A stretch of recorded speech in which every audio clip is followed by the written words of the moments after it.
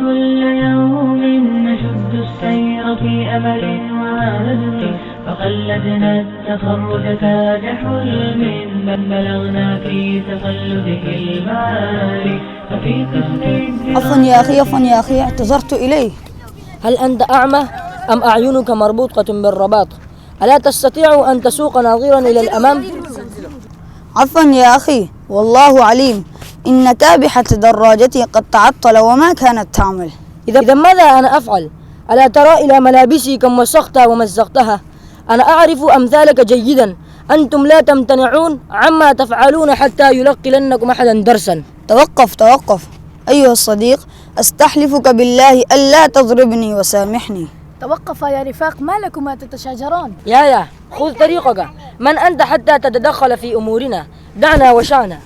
كفاك كثرة الضجيج، لماذا تستغل تسامح هذا المسكين؟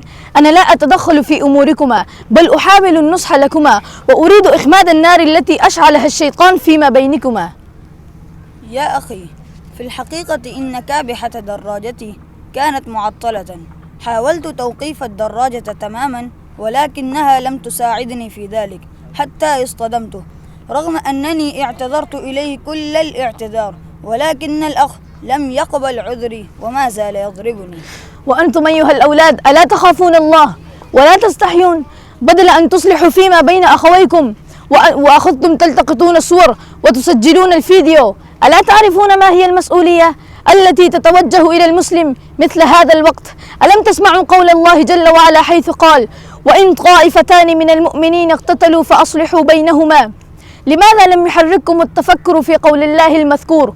ولماذا لم يستيقظوا أحاسيسكم ومشاعركم؟ نعتذر إليك ونرجو أن تسامحنا. لا داعي للاعتذار، استغفروا ربكم إنه كان غفارا.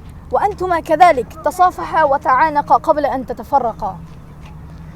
نحن الجميع نعدك ونؤكد لك بألا نعاود هذا مرة أخرى إن شاء الله. وانتشروا واشتغلوا بأموركم،